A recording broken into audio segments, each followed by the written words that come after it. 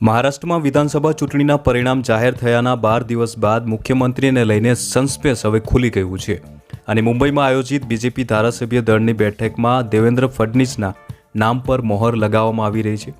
કહેવામાં આવી રહ્યું છે કે 5 તારીખ એટલે કે આવતી 5 ડિસેમ્બરે સાંજે 5 વાગ્યે દેવેન્દ્ર ફડણવીસ સીએમ પદની શપથ લેશે।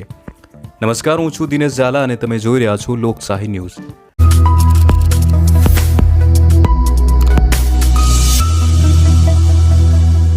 વિડીયોમાં આગળ વધતા પહેલા આવા જ અવનવા સમાચાર માટે અમારી ચેનલને સબસ્ક્રાઇબ કરવાનું ભૂલશો નહીં। મહારાષ્ટ્રમાં નવા મુખ્યમંત્રીના નામને લઈને ચંદ્રકાંત પાટીલ અને સુધીર મુનગંટીવારનો પ્રસ્તાવ રાખ્યો હતો, જ્યારે પંકજ મુંડેએ તેમના નામને મંજૂરી આપી હતી। તે દરમિયાન એવો પણ મોકો આવ્યો કે જ્યાં બેઠકમાં હાજર તમામ લોકો જોરથી હસવા લાગ્યા હતા।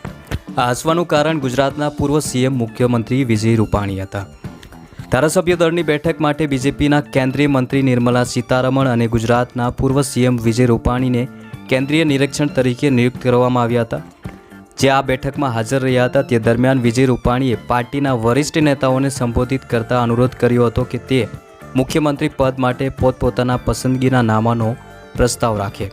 તે દરમિયાન તેમણે એ પણ કહ્યું હતું કે તેના માટે પોતાનું નામ લેવાની જરૂર નથી। આટલું કહીને તે હસી પડ્યા હતા। ત્યારબાદ બેઠકમાં હાજર તમામ લોકો પણ જોરથી હસવા લાગ્યા હતા।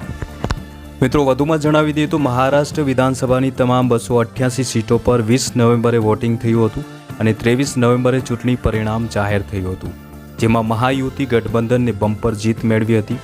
મહાયુતિમાં સામેલ ભારતીય જનતા પાર્ટી 288 વિધાનસભા સીટોમાંથી 132 સીટ પર જીત મેળવી હતી, જે રાજ્યમાં તેઓ અત્યાર સુધીનો સર્વશ્રેષ્ઠ પ્રદર્શન તરીકે માનવામાં આવે છે। તેના સિવાય બીજેપીના સહયોગી એકનાથ શિંદે નેતૃત્વવાળી શિવસેનાએ 57, અજીત પવારની રાષ્ટ્રવાદી કોંગ્રેસ પાર્ટી એટલે કે એનસીપી 41 સીટો પર જીત મેળવી હતી।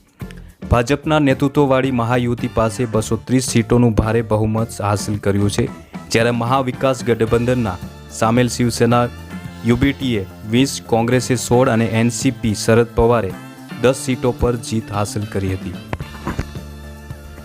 તો મિત્રો, આ હતી રસપ્રદ મહારાષ્ટ્ર રાજકારણની મહત્વપૂર્ણ જાણકારી। વિડીયો સારો લાગ્યો હોય તો લાઇક શેર જરૂર કરજો અને જતા પહેલા ચેનલને સબસ્ક્રાઇબ કરવાનું ભૂલશો નહીં।